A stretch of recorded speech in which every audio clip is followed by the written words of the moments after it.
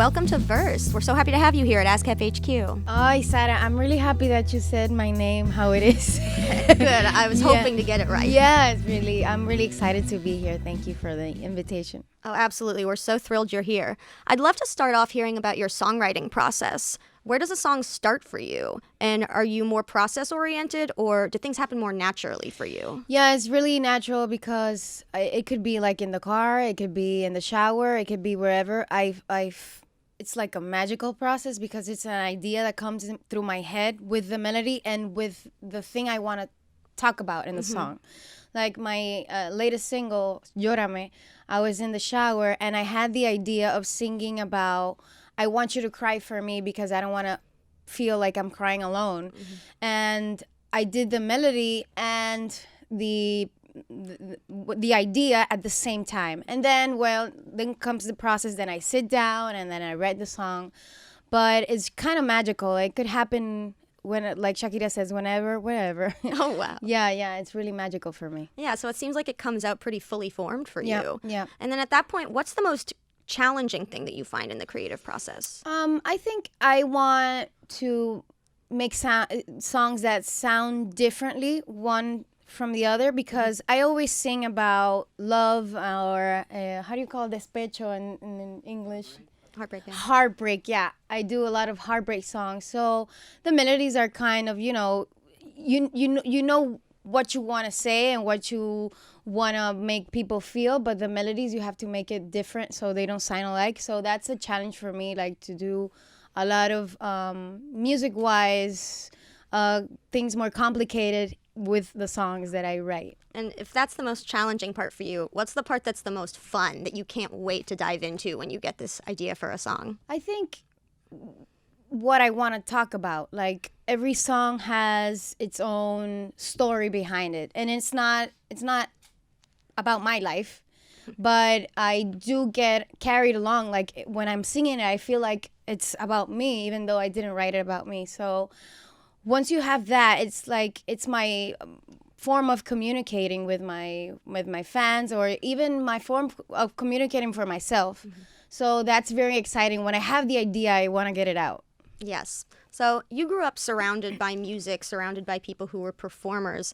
And I was wondering, how does that inform your identity as a creator? How does that affect you when you're writing your music? Well, it's kind of difficult because it's the same as your father is a doctor and you want to be a doctor. Like, yeah, you're like you. Yep, both my parents are doctors. Yeah, it's like, you're always going to have that challenge, or that everybody's going to compare you, or you're going to feel like I'm not going to be enough.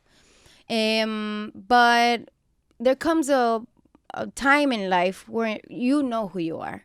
Like it happens with maturity. Yeah. You know who you are. You know what's your sound. You know what you want to say, what you don't want to say. So it comes with time. Like when I was 15, maybe I didn't know who I was, and I was trying to dress like my mom or to sound like my dad, and people, they knew because you could see it.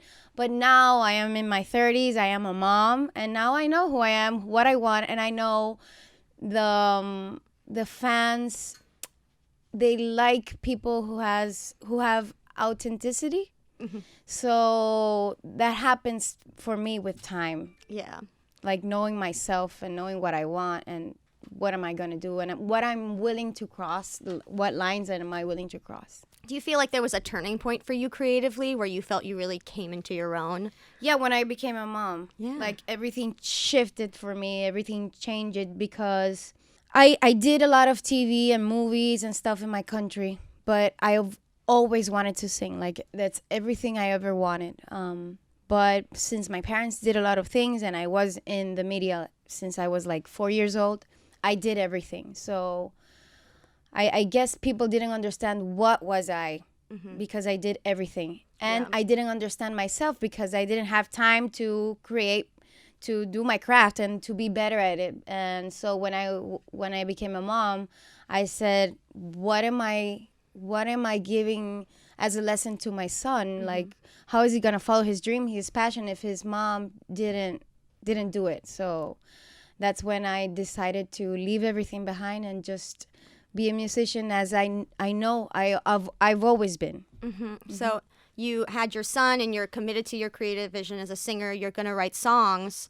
But it's a very complex, often difficult life. It's very, Yep. you have to give a lot of yourself, and you're giving a lot of yourself to your family, to your craft, and then you have to make time to make sure that you're doing well. And I was wondering how you achieve balance, how you take care of your health. There's no balance. No, we're always There's just no falling balance. from right to left. Yeah, there's no balance because maybe in a month I'll be more an artist because I'm traveling more and I doing promo, and maybe another month it's like I'm in my house chilling and being a mom and preparing the snacks for school and everything. So there's no real balance.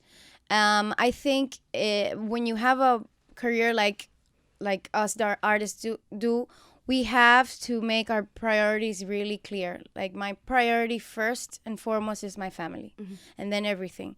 So like I try, my husband tries to make our lives around my career because it's really difficult. So my kid, when I have a show, when I have to be a lot outside of my house, my kid comes, my husband is with me because that's the only way. But there's no balance. Yes, maybe it's about accepting that balance is not going to Yeah, happen. and I think women, especially women and not artists, every women, we expect to be well balanced. We have to be perfect mom, perfect professional, perfect in every way. And it's not like that. Like in a year, you might be sacrificing something to be like a great professional.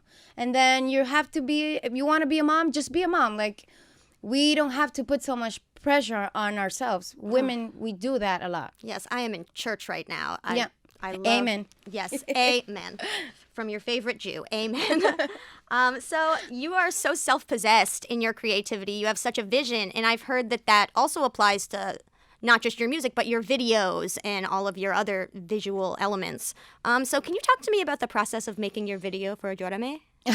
Well, Llórame and all of my videos, I get really involved. Like, I like the creative process. And I now, thank God that I could do movies when I was younger. And I did TV because I know when a director wants something, I don't feel scared. Like, what am I going to do? I know what he wants. And I trust the director's process. I feel that's very important. And for Llórame, we wanted, Llórame is a song about, I told you at the beginning about when you have a relationship and the other person he moves on and then you're stuck crying and pretending to be fine, but you just want that person to feel as you want to feel. So you want him to cry for you too. So we wanted to do something kind of moving like it's kind of different of what I've done because it's really dark. It's really I have like ¿cómo se dice? Confesionario. Oh, confessionary. I have a confessionary and it's a bar where people go to cry secretly. Like you can't see because it's a confessionary. You can't see. So what's cool about the video is the ¿cómo se dice? Lágrima. The tears of the people. Yeah, the tears of the people is what they give me the strength to give the best performance that I've ever done. So it's like a cycle. They give me their tears and I give them motives to cry. So it's a really kind of dark video that demanded a lot of my performance. And I really like in the creative process to do videos that are kind of difficult for me as an actress. I like to be, challenged in every way. Yeah. And you've been in the industry in different capacities for a long time. I was wondering if you could remember sometime when you first started out to now, if there are any really positive changes that you've seen in the industry as long as you've been working in it. Well, I think with women is really different. Like, I feel women are more empowered. Women are more, I think they do whatever they want to do. I still feel we have a lot of challenges. Like, I think we're hypersexualized still. Like, I did like that in the 90s when Alanis Morissette, Tracy Chapman, Natalie Imbruglia, those type of women were in the industry. It wasn't over-sexualized. And I think we still are very over-sexualized with everything. Not just in the industry of music, like in everything. And I think it's fine. Like if you want to be, sexy and sexual, it's fine, but it doesn't have to be a standard. So I think that has changed. Women have more power in the industry, but we haven't gotten there. We have a lot of challenges still. Yeah, the work is not done. Yeah, the work is not done. No. And I think we have to view the industry. I think something we did before is that we had a lot of music and a lot of different artists for different genres. Like they were really popular in their genres. And there's something fantastic now that it's in internet. Like you have Apple Music and Spotify. You can look for whatever artist, but we still have to push a little other genres, like everything that's not like the top 40s. So that's important too. Definitely. So you're from the Dominican Republic. I was wondering, how does your culture inform the way you create music, and what's your favorite thing about being Dominican? I think my culture is very passionate about everything. So that's, you can feel that in my songs. They're very passionate, and my videos. We Dominicans we are always happy, or when we're sad, we're happy, or when we are heartbroken, we sing it out and we have a drink and whatever, So I think that's part of me. It's part of me being a Latina and being empowered and being from an island. I feel very, very connected to my country. Like I live there and I make music from my country, so I am very connected and I feel very, very Dominican. I like about my country the people. Right now we're living in a situation very difficult in Dominican Republic with the suspension of the elections, and we are protesting. We have 2 weeks protesting, and I haven't felt more Dominican than ever in the last few weeks, because we are really connected. The people are really connected. Like we want the best for our country. We sing the anthem. We do the cacerolazos. We take pots at a certain hour and we ring, like we smash them with other pots, and everybody, you can hear all the cities in Dominican Republic like at the same hour. So there's a unity now that I didn't feel before. So I feel very proud of being Dominican. Yeah, it sounds like an incredibly moving moment. Yeah, I get goosebumps thinking about it. Yeah, the chills. So I wanted to talk to you about some people call music the universal language, and you may be singing in Spanish, but people who don't speak Spanish can definitely hear the emotion in your voice. They can understand the power behind it.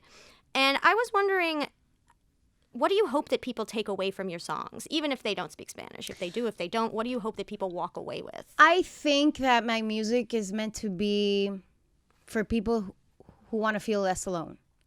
Because when you're in a heartbreak or you're feeling depressed or it's a difficult time in your life, you think you're the only one with that problem. And it's not true. We all have the same problems in different scales and in different time of our lives. But when someone sings to you in the way, like you want to cry, you want to let it out, and someone sings to you and it moves that button, then you feel less alone. So that's what I get a lot of comments from the fans, that they feel less alone and they feel like I've written the song for them. So that's really important for me, like to connect people with my songs. Yeah, that's really beautiful to hear that people are feeling much. Yeah, and they don't, it's true. They don't have to understand. I have fans that are American, or maybe, the other day someone from India wrote to me. So it's really moving that people, not songs that make your body move, but make your heart move. I love that. I should do like a... Yeah, I have to write that. Yeah, write that down. Yeah, That's a good one. Not your body move, your heart move. Yeah, no splits. That's just you. So to finish up, I wanted to ask what art has inspired you lately, whether it's visual art, songs, film, TV. What is inspiring you? What are you loving right now? Something very inspiring that I did with my last album and I'm doing with the next album, visual visual wise is that I'm working with Dominican visual artists. So every cover of a song in my album is painted by an artist. So it's very, very touching. Like, you want to be better because there's people with a lot of talent in my country. And I wanted to show the world, like, it's art 360. You can see it, you can feel it, you can hear it. So that's really moving. And I have a lot of artists, I'm listening to. But I'm kind of, like, I go back. Like, I'm listening to a lot of Fleetwood Mac because when I was growing up, I maybe heard a song or a few, but now I'm listening to the whole album and I am getting very inspired, like, to do something modern, but maybe listening to those type of songs or maybe those type of artists. Like, I listen to a lot of Juan Luis Guerra from my country, and I listen to the way he writes, and I'm talking about the 80s, and I'm like, wow, this has to come back. And I know a lot of artists that are trying to make great music that I like to support. I like to go to concerts or maybe buy their music on the platforms. Yeah. Oh, how wonderful. Well, a brilliant creator, a beautiful soul. Thank you. Thank you for being here. Gracias. Muchas Thank gracias. you. Gracias, Sara. I'm really happy to be here.